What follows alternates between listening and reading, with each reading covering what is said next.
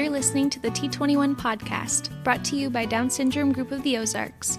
Our mission is to bring life and wellness to families who are advocating towards a community of inclusion for individuals with Down syndrome.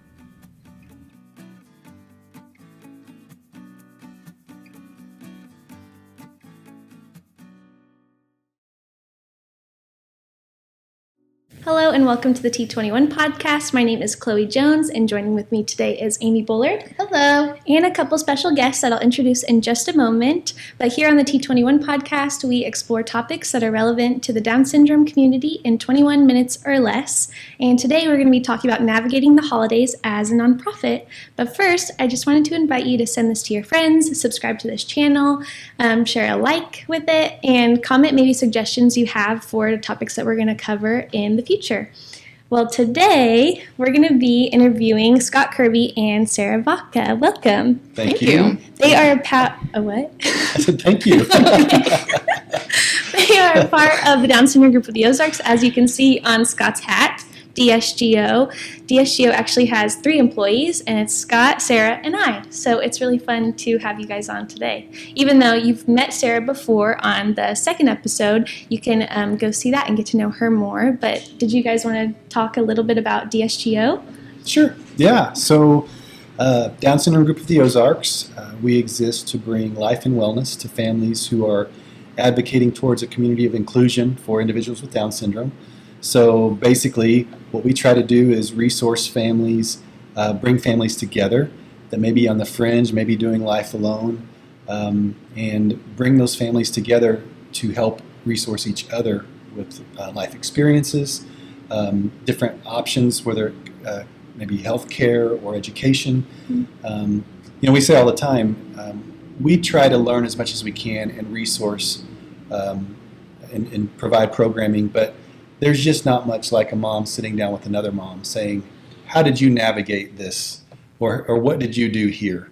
And so our really, at the core of who we are, it's pairing families together and trying to get them in a community that they can help each other through their life experiences. And so that's what we do. We hold a lot of events. Again, we have resources just like this podcast, and the store is our most recent venture with products, developed, branded by adults with Down syndrome. So, which is where we're filming today. Yeah, so. Upside Down Mercantile. So, and then with Sarah, you might want to speak to the Joplin area. We've expanded to Joplin, where there really wasn't a lot of that happening, the community happening, and so Sarah's been very instrumental in sort of just jumping in. And just probably at first was like, what's happening? But just trying to find those families and bring them together and create community. If you want to speak to Joplin a little bit on that. Yeah, I'll just speak to kind of what it's been for the families in Joplin. I know that even just with our first life group, having a family show up who had a 14-year-old son with Down syndrome and meeting another family, and now they are best friends, and the siblings ask for each other and they all want to hang out with each other, which is really cool. And then just, the last life group, a family with a 3-year-old saying they have a place that they finally belong. And so being able to provide a space where they feel valued and welcomed and loved, because that's what we hope for. I think the Joplin acceptance of this group has been really positive, and we're just excited to continue to grow. That's awesome. Yeah. One of the big things you talked about was life groups, and we have in Springfield quite a few life groups. Can you talk a little bit about the differences of the life groups for the ages? Because they look very different for the early age life groups versus the older life groups. Yeah, so it's a little bit different, the dynamic from Springfield to Joplin. Springfield, we've just recently sort of rebounded from COVID. COVID hit our group very hard. A lot of our families were affected by that, and so we were slower to come back to a lot of the social gathering as it relates to life groups. And so we rebranded it a bit, and now we have, in both Springfield and Joplin, technically 4 different groups. We have our 0 to pre-K, which is our Journey life group. We have Discover, which is elementary age. We have Adventure, which is junior high school, and then Launch is our adult group. And so what we've done in Springfield is paired those for now. So your Journey and Discover meet together, and then Adventure and Launch meet together. And at some point, as we continue to grow, we've seen tremendous growth with people moving in and new babies being born over the last year or a couple years. Eventually, those will probably split into their own individual groups that meet quarterly. All of our groups meet quarterly. Right now, our Journey and Discover meet quarterly, and then our Adventure and Launch meet quarterly together. So we have two groups basically meeting together. So it's been good. Joplin is a little bit different because we started from scratch, really. Everyone meets together. But again, as that grows, we'll look for opportunities or the need, maybe, to split off at some point if it gets too large for the venue or that sort of thing. But and we'll listen. Like, we try to do our best to listen to our parents. We try to ask them, what is it that you guys need? What is it that you're seeking? Do you want to hear about topics? Do you just want to get together and hang out? And so, and we get different responses to that, obviously. But the goal would be to make it meaningful, a meaningful time for them to build relationships and make sure that we're providing the need that they're looking for or that they're presented with. That's awesome. So, yeah. So life groups are one thing that DSGO does. On top of life groups, there's different events. Do you want to go over what events we do and which one we've done this month? Yeah. Do you want to talk about events or? Go ahead. Okay. So if we're talking about calendar year, our first probably big event of the year outside of life groups is our celebration of World Down Syndrome Day. Yeah. The numbers 3 and 21 are often used in the Down syndrome community. Individuals with Down syndrome have an extra copy or a third copy of the 21st chromosome. That's where that comes from. So if you see those numbers, that's the reason. And so March 21st, 3/21 is World Down Syndrome Day. So we try to do some type of big celebration with our families. We've done lots of different things over the years to celebrate. Again, with the growth, it becomes increasingly hard to get everyone together in the same venue because we're just so big now. But we're continuing to explore how to do that. So you have World Down Syndrome Day. And I would say the big ones would be that. Step Up is a big one for us. Step Up and Splash for Down syndrome, where we're trying to just get the community involved, get our families together that create teams, do a walk. Which is a nationwide so event that people do in the Down syndrome community. It is. And a lot of times you might hear it, they may call it Buddy Walk. There's different versions of it, but it's where really the main event that our families can come together and help us raise funds for the different things we do throughout the year. We added this year in October an online auction, which is not really an event, but it kind of was. It was a fundraising event for us with some sports memorabilia and pop culture items. Signed Taylor Swift guitar. Signed Taylor Swift guitar, yes. And then I think probably the most fun event that we just had, right, Santa's Workshop. It's always great to see so many people, so many of our families, and the smiles on their faces. That's one where we try to include not just the individuals with Down syndrome, but we do try to include their siblings on some level. And we're giving away gifts, and we've got superheroes and princesses and all the things. So and awesome. This year we actually moved venues, which was a little sad because I loved our former venues so much, but we'd outgrown it. And last year, so 2023, we had 400. Now, when I say the number, it's everyone, parents, individuals, Down syndrome, their siblings. We had 400 at the Springfield and 100 at Joplin, so 500 people that we hosted. And then this year, our numbers were right up there. We combined them this year. So whereas last year we did one event in Springfield, one in Joplin. This year we moved to Mount Vernon, and it was a kind of literally halfway. I mean, almost dead center halfway for a lot of our families to come. It was incredible. And it was just awesome to see all of our families. And I enjoy seeing, even though it's difficult, that's the one event that I think I love to see the families from Springfield and Joplin together. Because it's, you see the families in Springfield, you see the families in Joplin, but when they can come together, we don't get that opportunity very often. So it was awesome to see everybody in the same place, Yeah. Great crowd, great turnout. And I think we have some footage that we're going to show maybe on that. So, Oh, for sure. yeah. Do you want to put it in now, or should we put it in at the end? Let's look at it. Let's look at it. Yeah.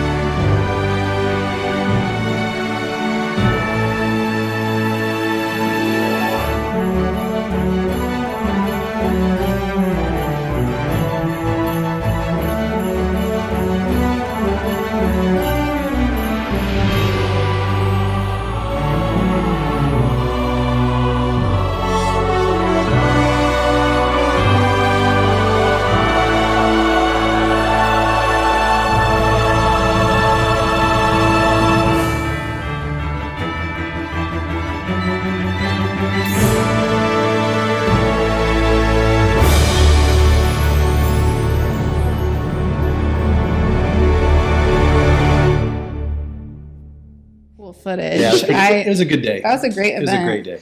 So, as an organization that serves individuals with disabilities, how do we adjust the event to meet the needs of each individual child? Because some kiddos really love a lot of people and a lot of loud crowd noise, and some don't. And so, how do you adjust to meet the needs of each kiddo? Especially as you can see in the video, it can be a little. I mean, it's organized chaos, It's a lot. but it's a lot. It so is. yeah. Yeah. Mm-hmm. Yeah. So first of all, this venue has no stairs. So making it accessible for everyone. If you're in a wheelchair, if you're using a walker, that's going to be important for events just in the future going forward as well. Partnering with our families with an elf. So it can be overstimulating. It can be busy. There can be a lot of people. So having someone with your family walking you through is going to help maybe take away some of the maybe anxiety or distraction, things like that.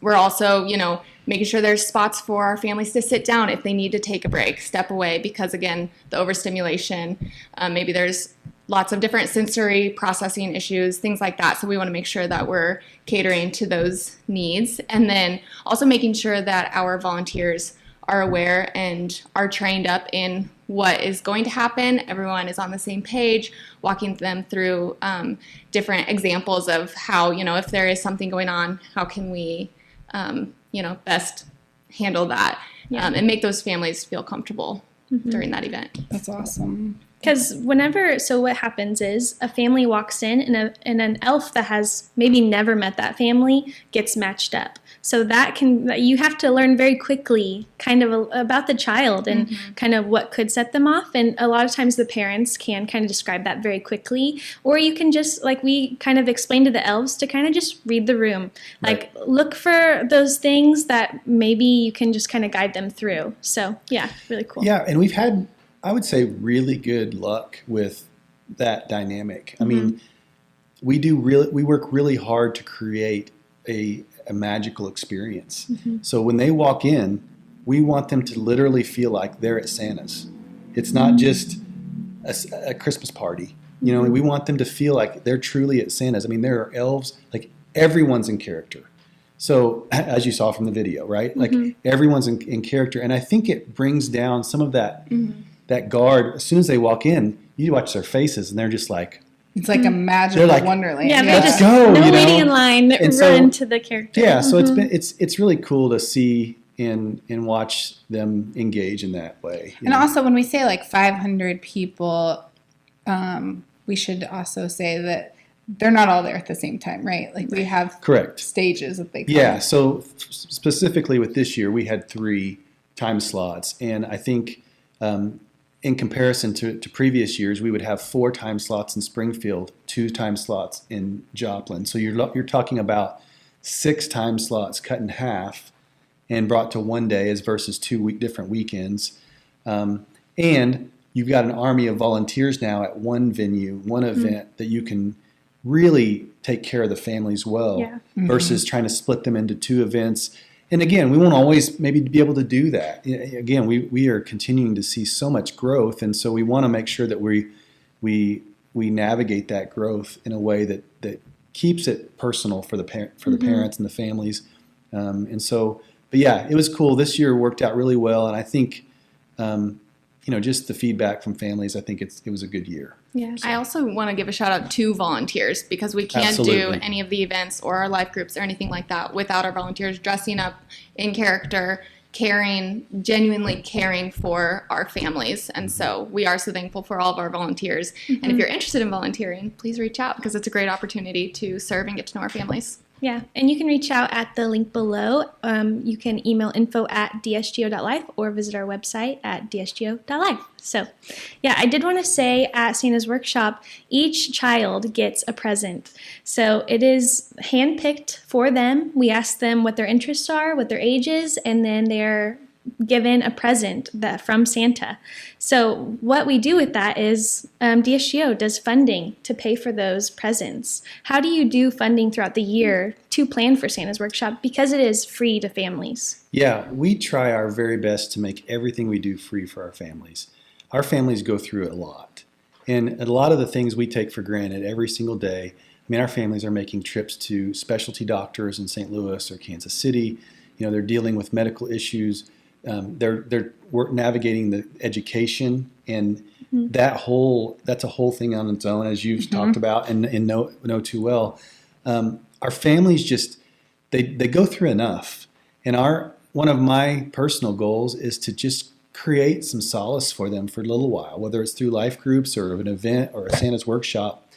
How can we just create a few minutes for their kid to experience some kindness and love? And even the parents to a certain extent. Yeah. And so that can only be done through our donors. We only receive money. We're 100% funded through donations. And, our donors, they can give online. They can, like Sarah said, even volunteering. And that's not a financial thing, but it's very important to have people for childcare at life groups and things like that. But from a financial standpoint, especially as we grow, we need people to step up and donate financially. One of the, obviously there's multiple ways to do that. Becoming a partner here in Upside Down. We have a partner wall where we will advertise for businesses and things like that throughout the year. Our most recent venture is our Club 21, where we're just asking people to give $21 a month to help support what we do. $21 a month, guys, that's not a lot. I think if we can just get a good number of people supporting us in one way or another, we can continue to make these events for our kids free and continue to come alongside them. Some of the time we actually do provide financial assistance to families that are going through things, and so we just can't do it. We can't do it without our donors. We just can't. So yeah, and again, I think just as Sarah thanked the volunteers, I'd like to take the time. It's December, and just thank all of the volunteers or all of the financial partners who have given this year. All of our financial partners for Upside Down, general donations, people who have signed up for $21 a month, whatever capacity it is. If you've given financially to DSGO in 2024, thank you. And our families, thank you. They really are grateful. So, yeah. Well, again, I'm just plugging the website, dsgo.life. You can sign up to give on there. Well, thank you guys so much for visiting. Thanks for having us. First time you've been on, our executive director. So appreciate what you guys do every month. It's great. Yeah. So. Well, thank you, and happy holidays. Happy holidays. Happy holidays.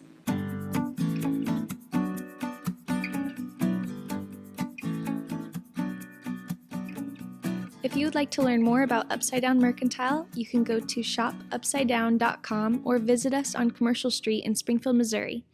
If you have a topic you'd like to know more about, you can email them to info@dsgo.life.